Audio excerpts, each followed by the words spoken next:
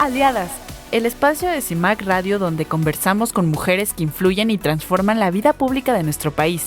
Conduce Sirenia Celestino Ortega. Comenzamos. Hola, ¿qué tal? Muy buenos días. Bienvenidas a nuestro programa Aliadas. Mi nombre es Sirenia Celestino Ortega y hoy tenemos la dicha de contar con una aliada, pues en una de las temáticas más importantes en la defensa de los derechos de las mujeres, que son los derechos sexuales y los derechos reproductivos, concretamente el acceso a la interrupción del embarazo, al aborto. Hoy está con nosotras Verónica Cruz Sánchez. Bienvenida, Vero, ¿cómo estás?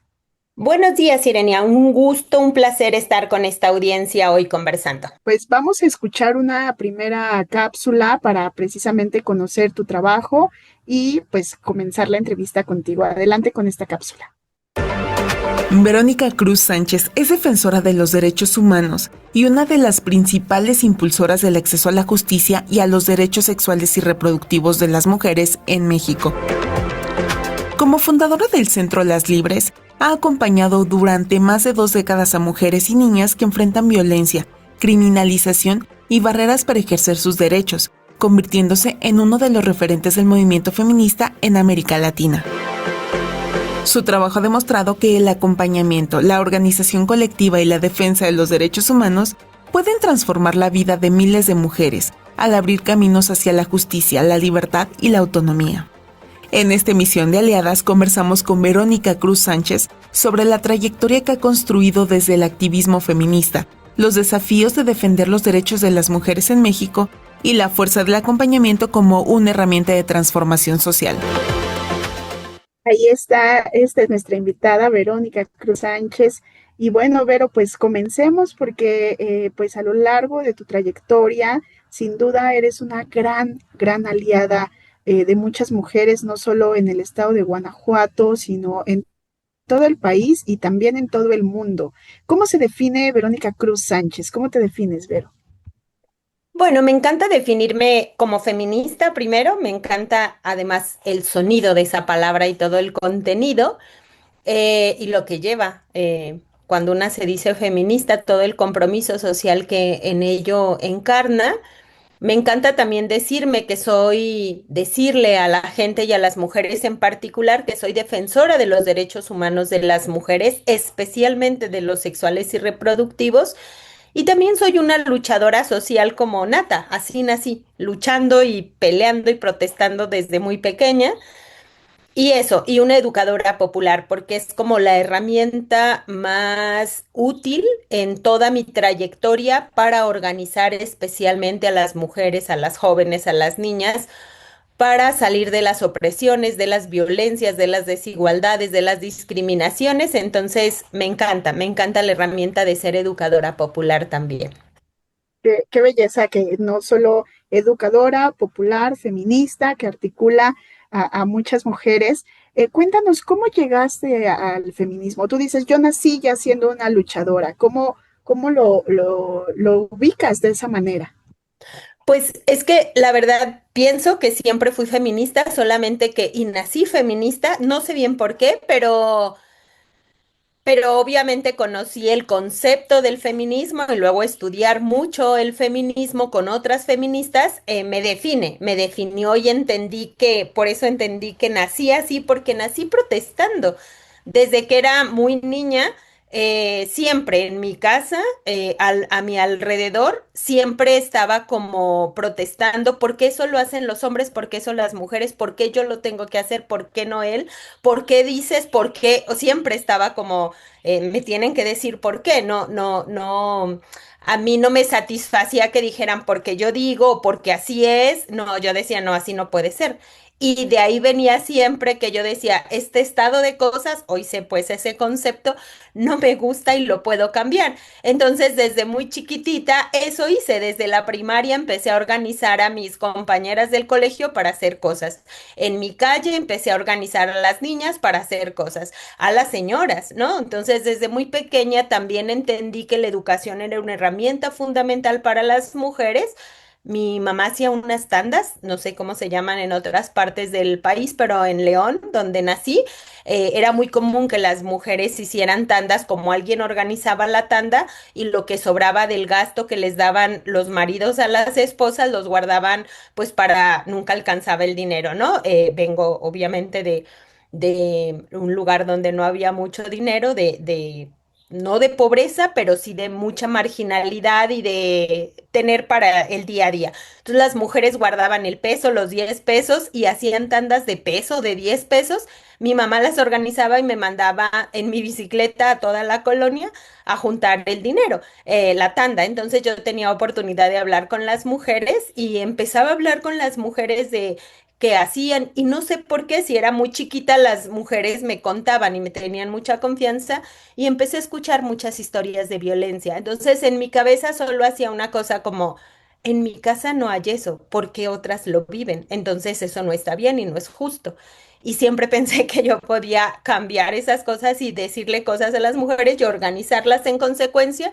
Entonces empecé a hacer cosas de forma muy natural, como escucharlas, me contaban historias de violencia y yo les daba consejos, ¿no? Les decía, mire, la próxima vez que venga su esposo así borracho y tal, entonces usted va a hacer esta cosa, va a hacer esto y va a hacer esto. Luego volví a la siguiente semana, que era la recoger la tanda, y me decían, hice lo que usted me dijo y funcionó. Entonces, claro, a alguien que quiere cambiar el mundo y que luego alguien le hace caso y además, si son adultas y le dicen que funcionó, pues claro que una se la cree y dice, claro, claro que se puede, claro que puedo hacer cosas. Y después yo les preguntaba, no sé tampoco por qué me salía esa pregunta de, ¿usted sabe leer y escribir? No, no sé leer y escribir. Y para mí siempre ha sido mucho importante la educación. Y entonces yo les decía, yo les puedo venir a ayudar a enseñar a leer y a escribir. Y luego me iba entonces todas las tardes con esas mujeres de la tanda, me iba las que me decían que no sabían leer y escribir porque no habían tenido oportunidad de ir a la escuela, las enseñaba a leer y a escribir.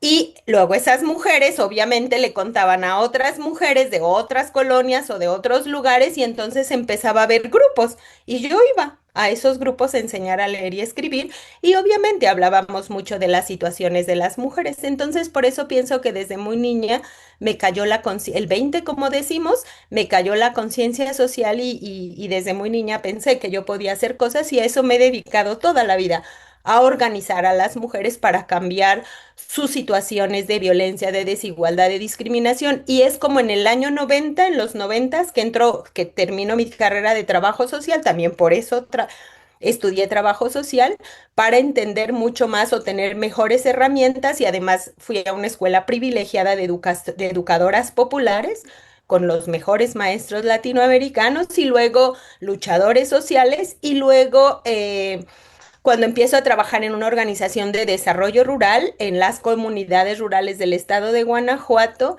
ahí empiezo a escuchar por primera vez cuando regresan las feministas de Beijing en el 95, empiezo a escuchar sobre feminismo y empiezan a contar sobre las dos esferas de la plataforma de acción de Beijing. Y cuando empiezo a escuchar todo eso, yo dije, claro, no estaba loca. O sea, no estoy loca. Esto tiene un nombre. Yo soy eso. Yo soy feminista y ya. Luego me formé con muchas, muchas, muchas feministas que hoy ya no están en este mundo, pero que fueron mis maestras feministas. Y bueno, creo que me tocó la suerte por todos lados. Así es, pero y no es únicamente pues esta convicción, ¿verdad? De ayudar a otras mujeres, de organizarlas y ayudarlas, ¿verdad? En las problemáticas que ellas enfrentaban, sino que hay una formación profesional también para el lugar que hoy ocupas en el feminismo. Pero tú estás precisamente trabajando en un estado que no es nada sencillo, tú estás en Guanajuato. ¿Y cómo es ser feminista en un estado como Guanajuato? Yo pienso también que me tocó la parte más fácil, justo por el contraste, porque la mayoría de mis formaciones como feminista ya, cuando asumí esa responsabilidad y esas ganas de formarme como feminista, pues todo era en Ciudad de México, todo pasaba en Ciudad de México. Y parecía ser, como le dicen ahora, la Ciudad de México, la ciudad de los derechos. Y era como, claro, porque es Ciudad de México, la gente es más avanzada, más educada, más todo, por eso es más fácil avanzar. Y siempre ponían en contraste a Guanajuato, ¿no? Como el peor lugar, como el más retrógrada, el más conservador, donde están las mayores criminalizaciones, sobre todo hablando de las mujeres. En esas épocas ya la mayoría de las feministas, mis maestras feministas de Ciudad de México me decían, ¿por qué en Guanajuato? O sea, como vente para acá, ¿qué haces ahí? Yo decía, justo por eso, ¿no? Es ahí donde se Ajá, necesita pues hacer se todo. requiere Aquí este en Ciudad, trabajo. claro, en Ciudad de México ya están todas ustedes, ¿no? Es ahí donde se necesita hacer el trabajo, pero para mí también siempre ha sido cuando me dicen que algo es imposible, que algo es difícil, que ahí no, o sea, esos retos así que parecen imposibles, uy, para mí son como, uy, no, es como la mayor motivación para hacer las cosas. Entonces yo dije, yo voy a transformar ese estado, voy a transformar la cultura de ese estado y la verdad es que resultó muy fácil porque era de la nada, de tenerlo todo lo peor, organizar a la gente fue lo más fácil porque la gente entendía que no era normal vivir así. Pero también porque teníamos, yo creo que lo que hicimos ya como las libres fue visibilizar y contar historias reales. Y creo que eso fue una estrategia muy buena para la población en general, que quizá no era feminista, que no se nombraba feminista, que no iba a ser feminista, pero entendía la realidad. Y algo que yo siempre digo es eso, la realidad siempre se impone y con la realidad hay que trabajar. Y eso me parece que para nosotras ha sido de lo más sencillo trabajar en Guanajuato, porque era hacerlo todo, darlo todo, luchar con la gente en todo y en todos los aspectos y nos resultó, la verdad, que muy fácil contar con mucho acompañamiento social de la población y con eso ningún gobierno puede. Sí es, y bueno, tú lo ves de una manera también muy entusiasta, porque diríamos es un estado muy conservador y para las feministas no ha de ser sencillo, pero precisamente a eso responde el trabajo que realizas, ¿no? A las brechas que se ubican para los derechos de las mujeres, para que obstaculizan. Oye, y en pues sí, en todas las demandas, ¿verdad?, que tenemos las mujeres para lograr el pleno ejercicio de nuestros derechos. Tú te fuiste a una agenda, enfocaste tu trabajo a una agenda también muy específica que a mí me parece que es clave, que es el derecho a decidir.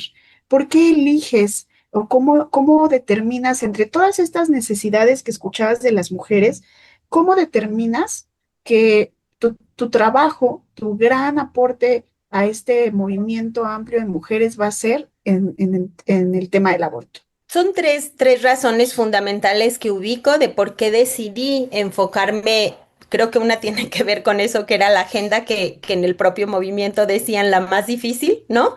Y ya, pues eso ya era la tentación para mí, ¿no? Pero también muchas contradicciones en el propio movimiento. Yo recuerdo, nosotras, desde muy joven ya militaba en el movimiento feminista amplio de Guanajuato, luego formábamos ya parte de Milenio Feminista en esas épocas que coordinó la conferencia antes, durante y post Beijing en México.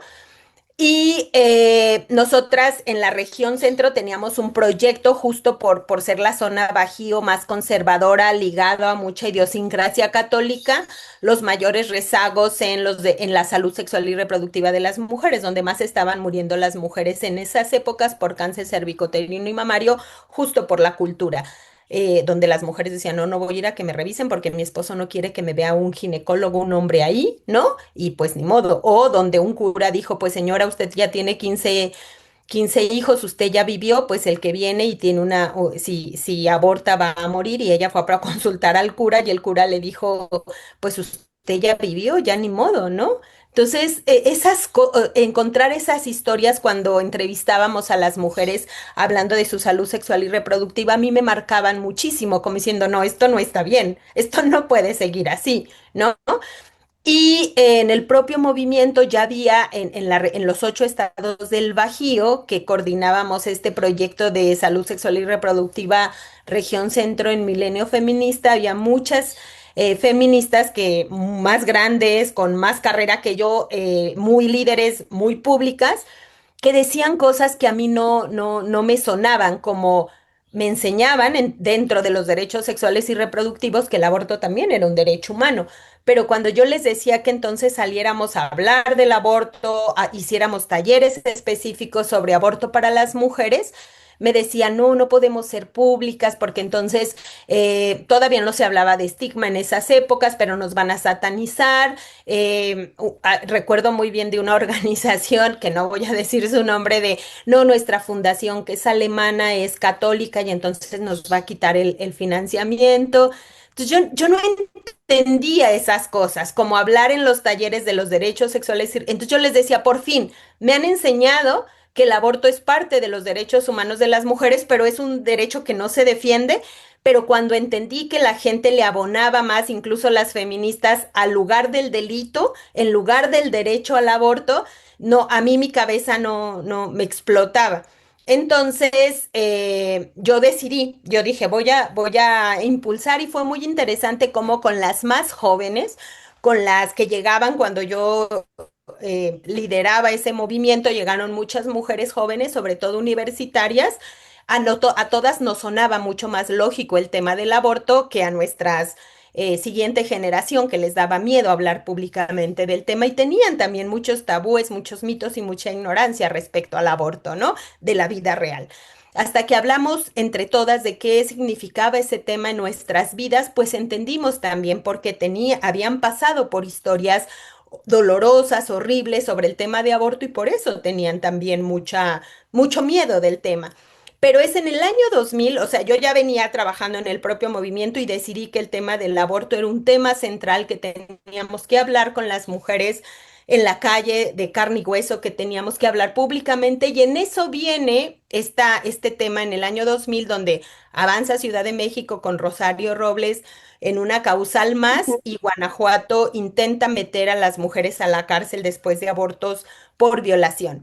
Y ahí es cuando públicamente yo salgo muy enojada a la calle a despotricar contra el gobierno y a decir, están bien pendejos, esto no va a pasar, no vamos a dejar que esto suceda y nosotras vamos a garantizar a niñas y mujeres víctimas de violación el derecho al aborto, como lo que tengamos que hacer. Entonces ahí públicamente, pues yo ya salí a decir públicamente que estaba a favor del aborto, que iba a luchar por ese tema y justo en el territorio de Guanajuato y que iba a hacer todo lo que fuera necesario porque esta sociedad avanzara.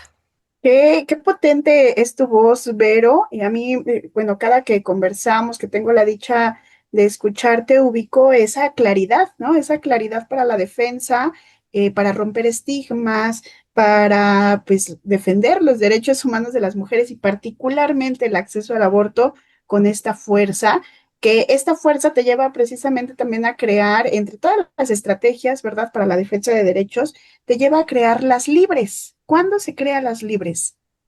En ese mismo contexto, como el otro movimiento en el que yo pertenecía, pues sí se hizo un paso atrás, como que sí les dio miedo decir, ay Dios, tenemos a todo, porque entonces tuvimos a toda la prensa internacional, porque era algo escandaloso, ¿no? Em, las jóvenes decidimos ir hacia adelante y decir, no importa si nos quedamos solas, lo vamos a hacer. Y justo eran mis amigas de Guanajuato, las más jóvenes, que ya veníamos un poco hablando de tener justo nuestra propia organización feminista para no estar dependiendo de que si a alguien le parece o no le parece lo que vamos a hacer, y porque además veníamos de trabajar en organizaciones mixtas. Y bueno, esa era otra historia también muy difícil para Ujú. hacer lo que quisiéramos, ¿no? Porque siempre los hombres tenían más valor, más poder y más dinero. Entonces, aunque fueran organizaciones sociales, entonces nosotras dijimos, queremos crear nuestra propia organización, va a ser la primera organización feminista y vamos a luchar por el aborto. Y así dijimos, veníamos hablando un año, teníamos un año hablando de cómo queríamos llamarnos, qué queríamos hacer, y viene el año 2000 con esta ley horrible de querer meter a las mujeres a las cárceles después de abortar, y nosotras dijimos eso, un nombre que le diga a todo el mundo a lo que nos vamos a dedicar, las libres, ¿no? No queremos que nadie nos diga qué hacer y cómo hacerlo, queremos hacer lo que nosotras creemos que es lo bueno, lo que hay que hacer y el bien que hay que hacer para todas las mujeres, incluidas nosotras, y no queremos depender de nadie, ni siquiera de dinero, que nadie nos diga lo que sí, lo que no. Y lo otro, y entonces el tema del aborto va a ser el tema, y el tema público con el que vamos a salir a la Eso. calle para que todo el Ujú. mundo sepa. Y la verdad sí decíamos, para que Ajá. nos tengan miedo. Y sí, seguramente más de un legislador les tiene miedo y más de un obispo, seguramente, ¿no? En este contexto del aborto. Pero vamos a un corte, Vero. Vamos a seguir conversando con Verónica Cruz Sánchez, defensora de los derechos de las mujeres. Vamos a este corte y volvemos. Siga con nosotras, por favor. Seguimos en Aliadas por CIMAC Radio, las voces de mujeres que inciden en la vida pública nacional. Conduce Sirenia Celestino Ortega. No te despegues. Durante décadas en México, cientos de mujeres fueron investigadas, procesadas e incluso encarceladas por delitos relacionados con el aborto. En muchos casos, las acusaciones surgieron después de sufrir emergencias obstétricas, pérdidas gestacionales o por la aplicación de leyes que criminalizaban el ejercicio de sus derechos reproductivos. Ante ese panorama, organizaciones feministas comenzaron a documentar estos casos, brindar acompañamiento jurídico y visibilizar las consecuencias que tenía la criminalización sobre la vida de las mujeres, especialmente de aquellas que enfrentaban condiciones de pobreza, violencia o discriminación.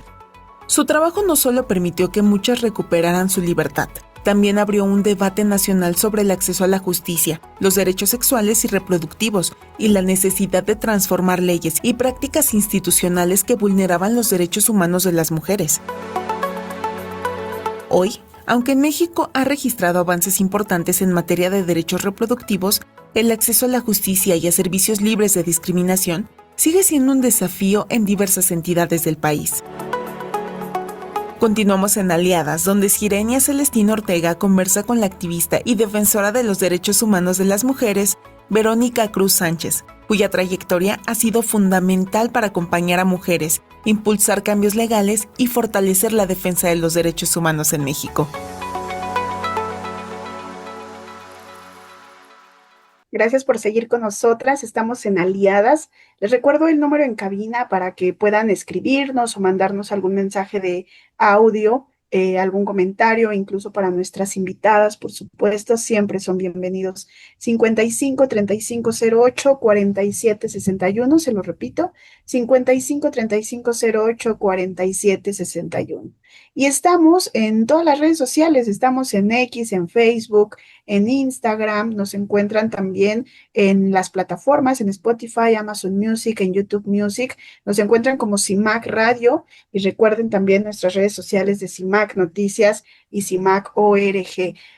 Pues para que puedan revivir este capítulo y los otros episodios de Aliadas, que siempre conversamos con mujeres súper interesantes y con voces tan importantes en la defensa de los derechos humanos de las mujeres en México y en el mundo. Y hoy estamos conversando con Verónica Cruz Sánchez, defensora feminista del acceso al aborto, tal cual, con todas sus letras, y eso a mí me parece también muy revelador, pero el poder hablar del aborto abiertamente es sumamente, pues eso, ¿verdad? Que es muy detonante de muchos debates, pero también se vuelve una defensa muy potente precisamente por el estigma que sigue atravesando el aborto en nuestro país. Para ti, Vero, ¿cómo ha sido esta defensa del aborto, ¿verdad? Ya decíamos, sí en un estado conservador, pero a nivel mundial, el año pasado tuvimos la dicha de estar con ustedes en el lanzamiento de una estrategia regional. ¿Nos cuentas de ello, por favor? ¿Cómo te has articulado en el estado, en México y fuera del país también?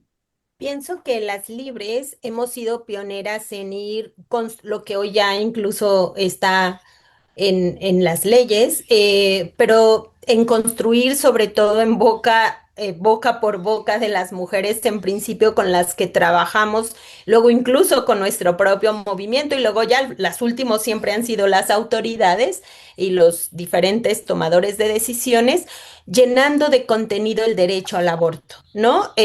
O sea, nosotras desde el principio empezamos a luchar, yo particularmente he sido la vocera principal de decir el aborto es un derecho humano, parte de los derechos sexuales y reproductivos, y los derechos sexuales y reproductivos son parte de los derechos humanos de las mujeres, y tomar la agenda de los derechos humanos en nuestro contexto, en nuestro trabajo, nuestro activismo ha sido sumamente potente. Pero me parece que quien realmente nos ha ayudado a construir toda esta narrativa no ha sido solo que salga de nuestras cabezas o de nuestras ideas, sino de la realidad y las propias mujeres a las que fuimos acompañando. Primero niñas y mujeres que fueron accediendo a abortos después de una violación, acompañar tanto el delito de violación para que hubiera justicia en esa sede, pero para que vivenciaran ese aborto como un derecho humano. De ahí nos vino la idea de construir las redes de acompañamiento desde el año 2000, cuando nosotras le decíamos a las mujeres, no importa lo que digan allá afuera, no importa que los legisladoras no quieran que sea un derecho, no importa que en tu casa digan que es un delito, que está mal, aquí vamos a hacer que lo vivencies como un derecho. Y las mujeres primeras nos veían como, bueno, me veían a mí como que fui la primera que empezó a acompañar y se le empezó a ocurrir esto, me veían como, ¿estará loca o qué? ¿No? Como que es un derecho. Sí, entonces las redes no les llamamos al principio redes de acompañamiento, fue las propias mujeres que le fueron poniendo o significando ese ejercicio, sino era espacios para la vivencia del derecho o de los derechos, porque como acompañábamos tanto violencia como el derecho al aborto, entonces, cuando nosotras hablábamos con las mujeres de es un derecho, lo vas a vivir como un derecho, aquí nadie te va a juzgar, no necesitas justificarnos tu aborto, te vamos a ayudar y además va a ser gratuito. Le vamos a quitar todas las cargas negativas, pero sobre todo vamos a hablar del aborto. A ver, ¿qué es el aborto para ti? ¿Quién te lo dijo? ¿Dónde lo aprendiste? Y desaprender tantos mitos, de ahí viene también el tema de la desestigmatización social y luego el acompañamiento social, porque esas mujeres se iban literal con otra cara, con otras ideas, con otras creencias, pero después vivenciaban ese aborto literal como un derecho, sin estigma, sin cargas negativas, sin que nadie les dijera nada, incluso si lo querían hacer en soledad y nadie tenía que enterarse. Y luego ya si le querían contar a todo mundo y querían que todo mundo les acompañara, esa era su decisión. Cuando nosotras les decíamos, nosotras vamos a acompañar tu decisión, vamos a hacer lo que sea para que tu decisión la puedas ejercer. Y ahí van naciendo todos estos conceptos de la despenalización social, el acompañamiento social, la descriminalización social, la desestigmatización, pero fue cada una de esas mujeres que luego le fue contando a su pareja, a sus amigas, en la universidad, en su escuela, en su comunidad, en su familia ampliada, y luego vinieron las familias, las parejas, las amigas acompañando. Eso es todo ese movimiento que va logrando que el aborto se vivencie como un derecho. Por eso nosotras decíamos, vamos a crear un espacio para la vivencia de los derechos, más allá de que el mundo esté en contra incluso. Y eso creo que ha sido súper potente porque primero empezamos en Guanajuato. Guanajuato es un estado particular porque hay redes por todos lados. No hay un solo municipio y una sola comunidad donde no haya una referencia de una red así orgánica de las propias mujeres acompañadas que lo están haciendo. A veces a nosotras hoy, 26 años después, solo llegan a las libres, como tienen las pastillas, y sí, se las regalamos y les decimos, ¿y ya tienes toda la información? Sí, porque ustedes hace años acompañaron o a mi abuelita o a mi tía o a mi amiga o a alguien de la comunidad, entonces siempre ya tienen la referencia de alguien y son esas redes orgánicas que en realidad son las que Guanajuato es muy especial por eso. Después nos empezaron a buscar de otros estados que se fueron enterando, alguna mujer que fue a Jalisco, alguna que fue a Tijuana, y de allá nos llamaron y empezamos a crear redes. Para el año 2015 ya habíamos creado redes en todo el territorio mexicano.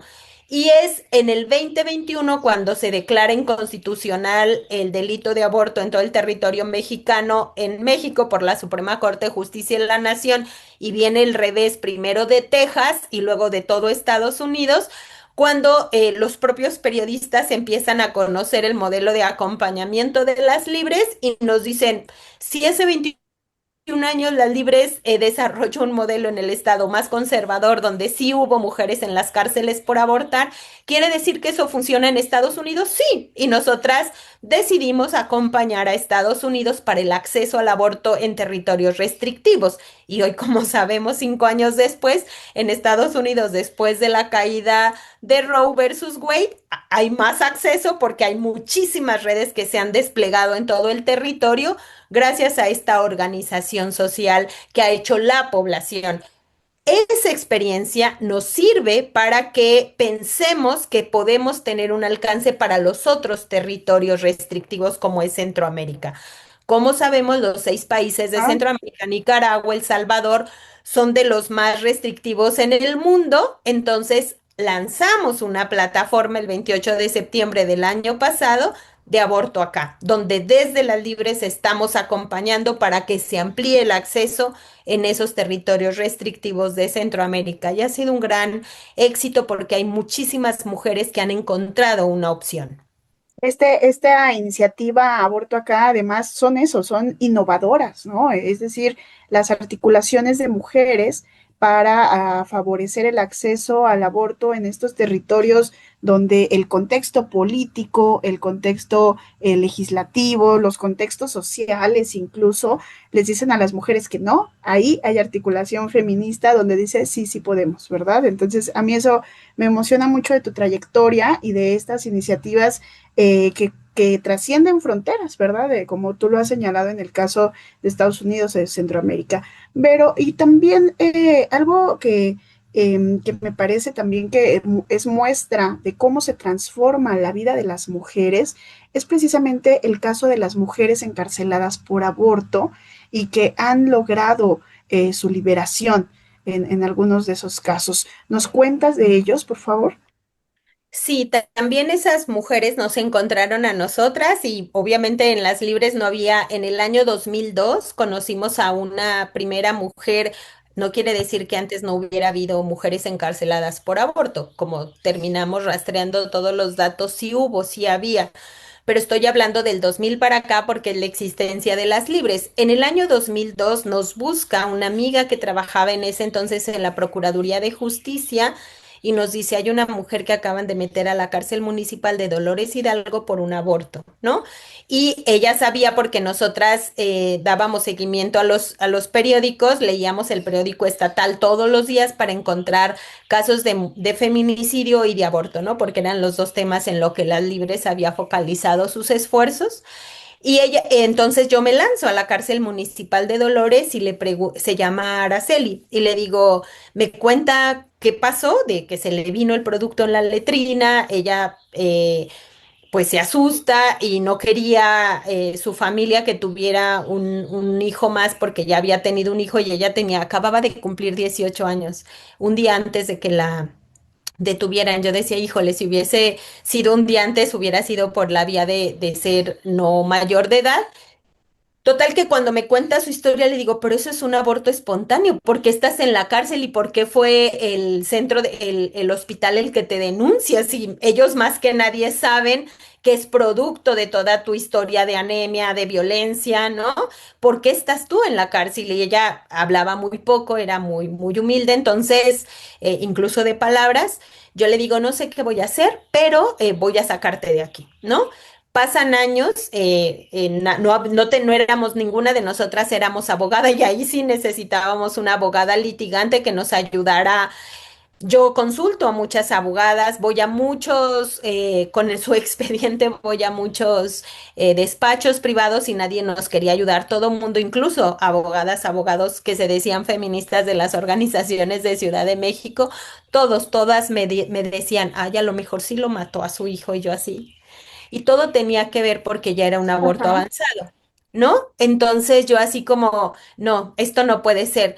Total, que en el año 2006 ya la visito, ya está sentenciada, ya está en una cárcel, porque antes estaba como en donde están en preventiva, le habían dado 27 años y yo así, por homicidio en razón de parentesco. Y yo, ¿qué? Si encima de que fue un aborto espontáneo, y si te hubieran criminalizado, sentenciado por aborto, 3 años era 3 o 6 años máximo, pero 27, no entendía nada. Entonces me dice ella, yo la seguía visitando y me dice, hay otra chava, se llama Susi, que está con la misma situación que yo. Me cuenta Susi su historia y era igualito, era como dos casos igualitos. Y les vuelvo a decir, decir, de verdad no sé qué voy a hacer, pero voy a hacer lo imposible por sacarlas de aquí. Pasan 2 años, es 2008, nos dedicamos ya como las libres a documentar todos los casos. Dijimos, no, tenemos que encontrar una estrategia, porque ya vimos que una sola, nadie va a tomar el caso, ¿no? Porque es muy estigmatizante para quien lo tome incluso. Vamos a hacer una estrategia. Entonces nos dedicamos del 2006 al 2008 a documentar los de Guanajuato y encontramos todas las que habían sido del 2000 al 2008, 168 casos criminalizadas por el delito de aborto, pero en esas no estaba Araceli ni Susi. Entonces era como, entonces encontramos que había otro patrón, que había 9 mujeres que habían sentenciado por homicidio en razón de parentesco en agravio de un producto en gestación, y la única diferencia era como el producto más grande, es decir, no estaba dentro de del primer trimestre, ¿no? Entonces pensamos, creo que es este imaginario social el que las está criminalizando. Hacemos todo un trabajo, solo una de las mujeres no tenía sentencia. Cuando la sentencian, ya que nosotras las habíamos conocido, las habíamos organizado en la cárcel, habíamos pasado 2 años donde iba un equipo, ahora sí ya de abogadas y psicólogas, martes con martes, a darles talleres de derechos humanos de las mujeres, pero en realidad las estábamos empoderando, las estábamos fortaleciendo, las estábamos reconstruyendo sus historias, pues para la estrategia que teníamos que hacer, porque ellas, las demás ya habían agotado todos sus recursos legales. Entonces dijimos, tenemos que encontrar una estrategia. Cuando logramos que a la que acababan de sentenciar, la Clínica de Interés Público del CIDE nos ayude y mete la apelación de ella y la absuelven, y hay una frase que dice el magistrado que dice, por creencias morales, esta mujer pobre está en la cárcel, bla, bla, bla, ¿no? De quien la juzgó. Yo digo, pero todos los casos son iguales, entonces todas deberían salir, pero jurídicamente es un poco imposible porque agotaron todos sus recursos. Entonces nos guardamos la noticia, nos salimos al mundo a decir, logramos la libertad de una mujer, bla, bla, bla. Sino lo que hicimos, esperamos un mes cuando creamos una idea y dijimos, vamos a salir públicamente. Entonces, cada una de nosotras de las libres toma el nombre de cada una de las 9 mujeres encarceladas. Llamamos a una rueda de prensa, eso siempre hemos tenido las libres, muchísimo acompañamiento social en Guanajuato de los medios de comunicación. Y entonces a- contamos ahí a los medios de comunicación la historia de cada una de las mujeres. De verdad ha sido una de las experiencias más interesantes sociales con los medios de comunicación, porque teníamos a todos los periodistas llorando, ¿no? De esas historias tan tristes de cada mujer que habíamos logrado reconstruir. Y entonces los periodistas duraron un mes atizando, atizando, atizando, llamaron la atención de medios nacionales e internacionales, vinieron a entrevistar de todos los medios del mundo a las mujeres a la cárcel, pero pues nosotras también ya las habíamos fortalecido para eso. Entonces Claro. las mujeres salieron a contar sus historias, y por eso yo siempre les dije, ustedes se liberaron a sí mismas, ¿no? Porque ustedes fueron valientes, salieron a contar su historia, y eso hizo cuando salen el 7, que además es simbólico, el 7 de septiembre del 2010, logramos la liberación de todas por pura presión social, hasta el ¿Cuántas obispo, mujeres fueron? 9 en el caso de Guanajuato. Hasta el obispo de Guanajuato sale y dice, ya liberen estas mujeres. Una cosa es estar en contra del aborto y otra es que tengan mujeres pobres en las cárceles, ¿no? Y entonces, pero como se habían escuchado sus historias en todos lados, sobre todo en cadenas nacionales, nos empiezan a llamar muchas mujeres de las cárceles de todo el país. Y entonces Wow. empezamos a documentar que en realidad no era solo Guanajuato, sino era todo el país. La única diferencia es que en Guanajuato estábamos nosotras, las encontramos, nos encontramos, evidenciamos los casos, y ya entre 2010 y 2015 nos dedicamos a defender a casi todas las mujeres que nos buscaron de otros estados: Veracruz, San Luis Potosí, Guerrero, Yucatán, todas las que nos encontraron a nosotras, que nos llamaron porque escucharon esas historias. Fuimos con una estrategia, pero ya era muy fácil porque ya habíamos conocido el caminito, ¿no? Y sabíamos que ellas no habían cometido ningún delito, que más bien eran todos los sesgos de género los que las tenían en la cárcel, ¿no? Y entonces logramos liberar una por una, incluso la Suprema Corte de Justicia de la Nación, a una mujer indígena, ¿no? También, que fue un caso bastante público, el de Adriana en Guerrero.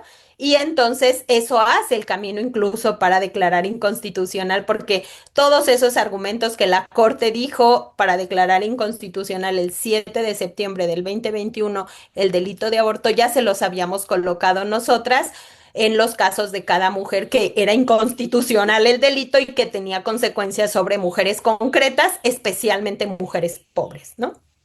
Esto es muy, muy revelador también de, no pasa solo en un territorio, sino es una realidad que enfrentan las mujeres en todo el país y que nos habla de las injusticias y de cómo se utilizan los tipos penales a modo para criminalizar a las mujeres en estos casos, y también la importancia de construir estrategias multiactor, ¿no? Es decir, no solo las feministas, sino en esta alianza con los medios, ¿no? Que va sumando para la exigencia de justicia. Vamos a ir a un corte y volvemos. Estamos conversando con Verónica Cruz Sánchez. Ella es feminista, defensora del aborto, del acceso al aborto para las mujeres en todo el mundo. Vamos a este corte y volvemos. Seguimos en Aliadas por CIMAC Radio, las voces de mujeres que inciden en la vida pública nacional. Conduce Sirenia Celestino Ortega. No te despegues. Esto es Reivindicando Derechos, un programa donde tu voz es poder y eje de acción, desde humanismo y legalidad, un espacio seguro y libre de estereotipos, donde víctimas, expertos y autoridades fijan posicionamientos para garantizar el acceso a la justicia de mujeres e infancias en nuestro país. Sintoniza Reivindicando Derechos todos los martes a las 9 de la mañana.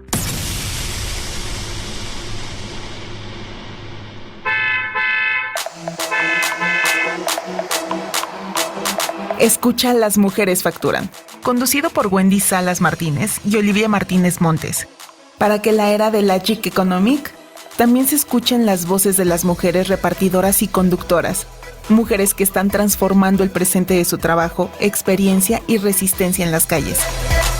Sintoniza Las Mujeres Facturan. Todos los viernes a las 15 horas por las plataformas de CIMAC Radio.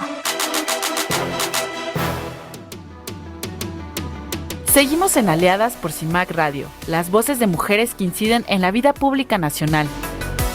Conduce Sirenia Celestino Ortega. No te despegues.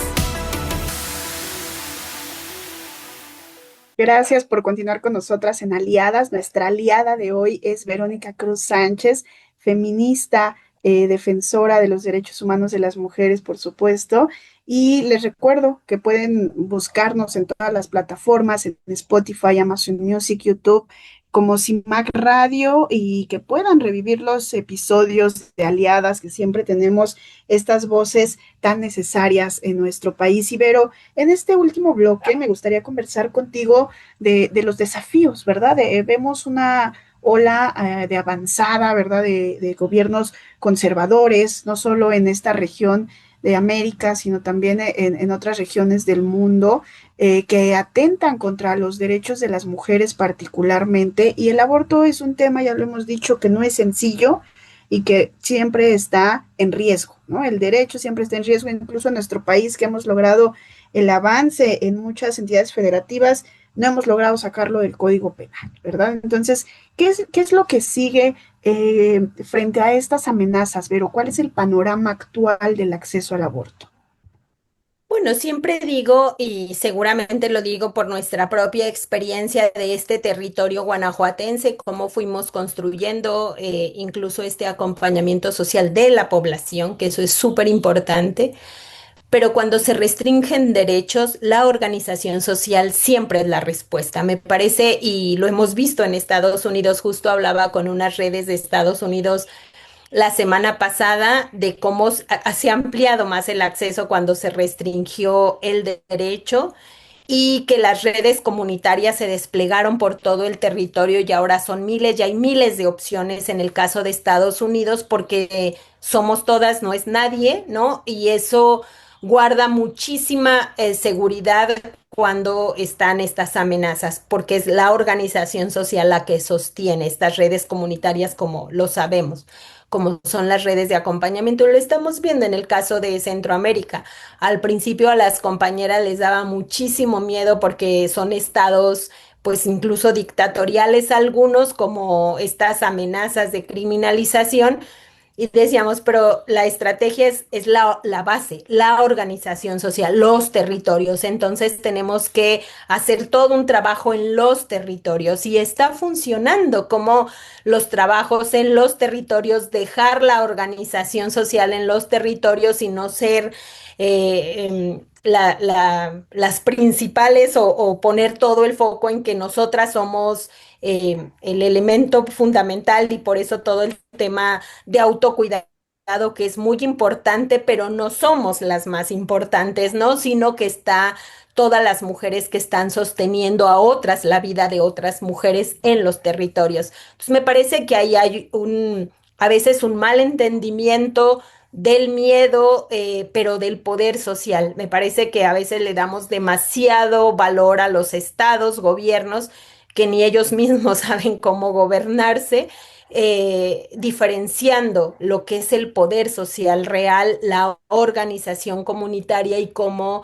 se puede, por ejemplo, para el caso Centroamérica, estamos revalorando lo que hace mucho, incluso las redes de acompañamiento nos daba cosa que nos dijeran hablar de lo clandestino, porque lo clandestino estaba asociado a lo inseguro, ¿no? Entonces era como que nos dijeran, y son redes clandestinas, se oía, nos sentíamos que se oía mal porque pensábamos que nos estaban diciendo como estamos haciendo algo inseguro, ¿no? Y hoy Centroamérica nos ha enseñado a reivindicar la digna clandestinidad, porque es la clandestinidad y tomado mucho de las mujeres guerrilleras, la organización revolucionaria, y hoy decimos acompañar en ciertos territorios es la revolución, se está haciendo la revolución. Entonces me parece que nada, que también hay que recuperar la historia, tampoco es que nosotras lo inventamos, las mujeres históricamente se han organizado frente a las represiones, frente a los estados que no resuelven, frente a los estados que restringen derechos, y eso, o sea, me parece que tenemos que tener mucha mayor confianza en la humanidad, en la población y en nuestras propias experiencias. Entonces, a veces siento que también despreciamos nuestras propias historias, nuestras propias experiencias y lo que nos ha salido bien. Y pienso que por ahí tenemos mucho que hacer hoy, que América Latina, casi toda América Latina ahora se está yendo a gobiernos de derecha, pero ellos no saben y no les importa y no les interesa la organización social y nosotras sí. Entonces me parece que por ahí va. Claro, la organización social como un gran motor y una gran esperanza también, pienso, ¿no? De pronto leer noticias de que ganaron estos gobiernos conservadores puede ser muy desalentador, pero saber que hay mujeres organizadas siempre, eso nos llena también de energía para seguir. ¿De dónde saca Verónica Cruz esta energía? ¿De dónde saca pues sí, ganas de mantener vivas estas redes de acompañamiento? ¿Cómo lo haces, Vero? Bueno, por un lado, pienso que mi vida es muy privilegiada porque cada segundo, cada minuto, cada día de mi vida cuenta, ¿no? Importa por eso, porque cada día muchas mujeres pueden vivir un poco mejor, incluso muchas mejorar su vida después de un aborto, ¿no? Esas son las cosas que me parece que nos falta recuperar. Muchas mujeres después de un aborto empiezan un plan de vida, ¿no?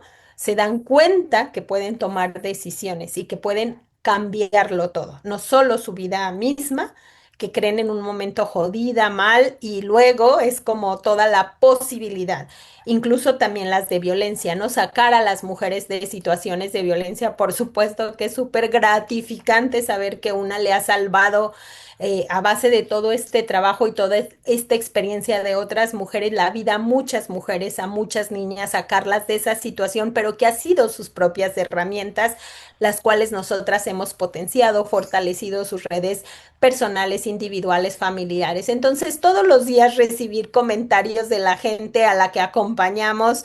Así, de gracias o de no saben lo que significó. Por ejemplo, el otro día, creo que ese es el ejemplo mejor de donde saco las fuerzas porque decimos esto vale la pena, arriesgarlo, todo ha valido, toda la pena. Poner la vida de una misma ahí ha valido la pena. llega una mujer de casi 80 años de una comunidad rural de Guanajuato a la central de Guanajuato, le dice a un taxista, así nomás de, me puede llevar a Las Libres y solo traía el número de fijo de Las Libres, ¿no? El taxista llama a Las Libres y dice, aquí hay una señora que quiere llegar con ustedes por apoyo emocional. Y entonces llega la señora a Las Libres con una niña de 12 años embarazada y dice, queremos que interrumpa. Y le preguntamos obviamente si era violación o tal. Y dice, no, de otro niño igual que ella, ¿no? Entonces la señora súper pobre dice, no, yo no puedo, ¿no? Y no está bien, tiene 12 años. Y le damos toda la información, todo el acompañamiento. Y la señora dice, lo importante que es hablar, que es hablar. Yo le platiqué a otra persona de mi problema y esa persona me dijo, ve aquí, te van a ayudar, ¿no? Y entonces dice, ya, me siento liberada. Todo ese contexto, una mujer de esa edad, de una comunidad, en una pobreza total, llevar a su nieta a decir, esto no está bien y no puede ser y además tiene un derecho, habla mucho de nuestro trabajo en ese territorio, ¿no? Entonces ahí es donde una dice, vale toda la pena. Y de ahí sale la energía de que todos los días vale la pena seguir luchando por otras y por una misma, porque cuando una lucha por otras, pues una es mejor ser humano. Pero decía que qué belleza con esto, porque sin duda con cada una de estas historias vamos dando cuenta de cómo transformas la vida de las mujeres a tu alrededor y entonces pues las logras acompañar para que salgan de círculos de violencia, para que ejerzan sus derechos y eso, colocarlas como sujetas de derechos, no como víctimas eternas, ¿no? Me parece que eso es lo más importante. Y en materia de aborto, pues tenemos eso, ¿no? Tenemos todavía pendiente en materia legislativa. ¿Cuáles son otros pendientes que les debemos a las mujeres en materia de acceso al aborto, Vero? Yo pienso mucho en los estados donde ya está legislado, por ejemplo, y que las mujeres no pueden acceder porque o lo desconocen o llegan a las clínicas y aunque ya está legislado no pueden acceder, ¿verdad? ¿Qué es lo que está pasando? ¿Cuáles son los desafíos actuales para el acceso al aborto? Yo creo que tres cosas importantes. La gente no sabe, como has dicho, todo México no sabe, a mí me encanta decirlo en las palabras que los propios integrantes de la Corte que declaró inconstitucional lo dijeron, C7, 9 y 7, 9 y 11 de septiembre del 2021, cuando declaran inconstitucional el aborto es un derecho, ya no es un delito nunca y no se puede obstaculizar el acceso al derecho, ¿no? Y me parece que eso no lo sabe todo el mundo. Incluso en el propio movimiento hay gente que dice, bueno, sí, pero no. Entonces, creo que necesitamos hacer una gran campaña en dos sentidos para que todo el mundo sepa que ya no es un delito, que es su derecho y que sin amparos puedes ir a exigirlo a cualquier servicio de salud, esté legalizado o no. Y dos, el gran tema es el acceso, ¿no? Una campaña interna a los servicios de salud es un derecho y tú no puedes obstaculizar el acceso al ejercicio de ese derecho.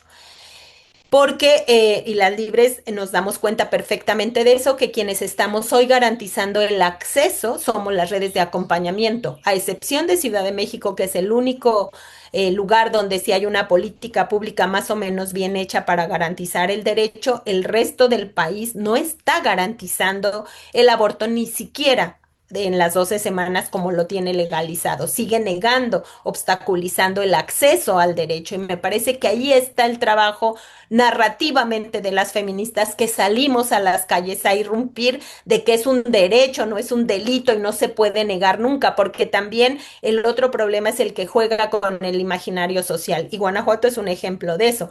Por ejemplo, las libres no estamos luchando por la legalización de las 12 semanas. No podemos ser contradictorias y salir a decirle a la gente que ahora el aborto solo se va a valer hasta las 12 semanas, cuando las libres lo hemos garantizado siempre, pero además la Corte no declaró el delito solo hasta las 12 semanas, no es un delito nunca, ¿no? Entonces me parece que también hay narrativas del feminismo a las que también van en contrasentido de lo que creemos y lo que queremos luchar. Entonces creo que ahí están los desafíos a la interna del movimiento, la narrativa hacia afuera y no exigir lo más bajo que son las 12 semanas, porque eso es regresar nomás a DF 2007, es exigir el estándar más alto que es el 2021.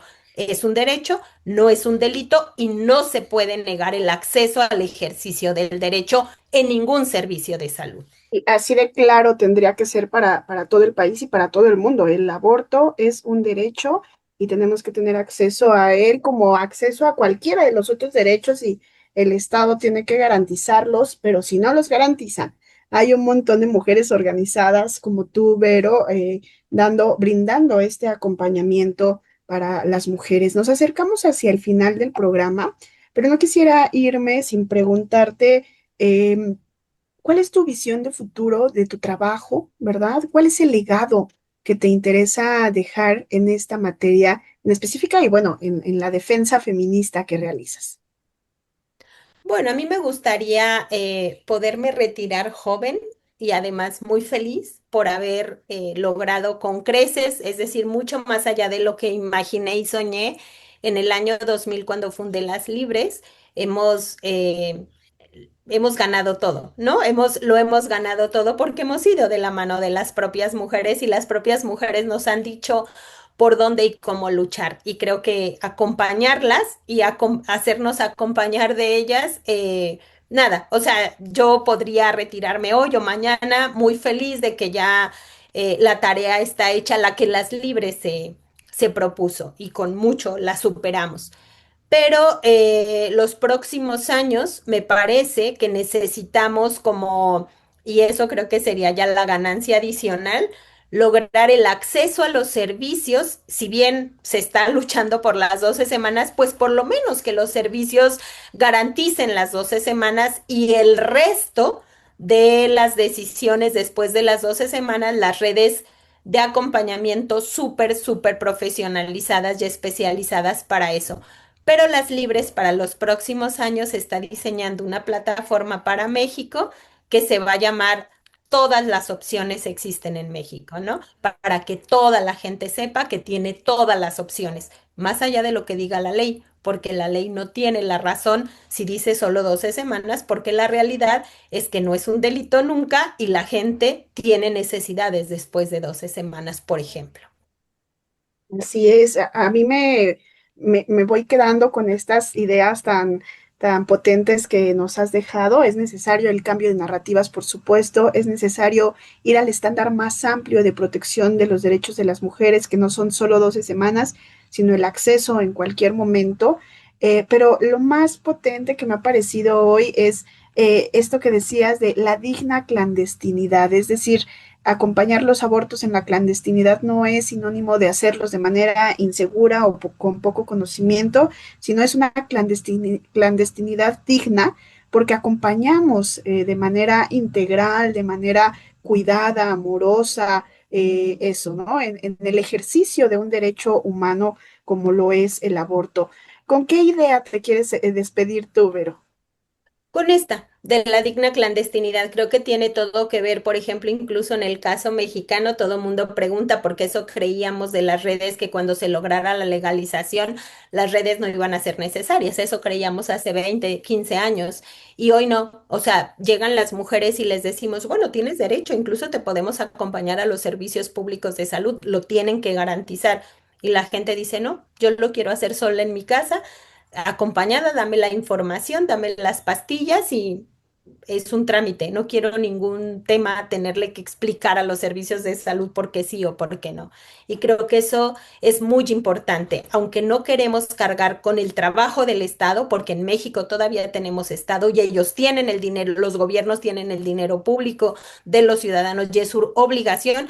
Creo que eso, que tenemos que, por un lado, exigir el acceso a los servicios de calidad con el más alto estándar porque es su obligación y que la población sepa, pero también tenemos por el otro lado que seguir acompañando las decisiones de las mujeres. Si ellas deciden que es con las redes de acompañamiento o que van a formar sus propias redes de acompañamiento, así es. México tiene todas las opciones y todas las opciones son posibles y son seguras, sea clandestino, sea público, sea acompañado o sea solita. Aprender a respetar las decisiones de las personas, creo que es el reto mayor que tenemos enfrente.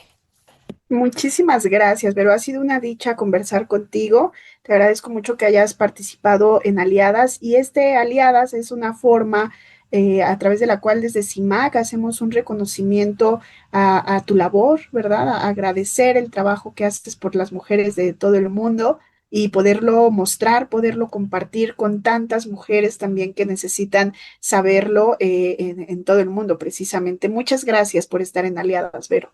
Muchas gracias a ustedes, a CIMAC, a ti por este reconocimiento. Un honor estar aquí también. Y bueno, así nos despedimos finalmente de Aliadas en esta emisión con Verónica Cruz, una aliada muy importante en la defensa del acceso al aborto para las mujeres en todo el mundo. La producción de este programa corrió a cargo de Yasmín Hernández Contreras. Nos escuchamos el próximo jueves con una historia más de Aliadas. Gracias por su escucha. Esto fue Aliadas, un espacio de CIMAC Radio conducido por Sirenia Celestino Ortega. Te invitamos a consultar más información y contenidos en cimacnoticias.com.mx y a seguir nuestras redes sociales. Hasta la próxima.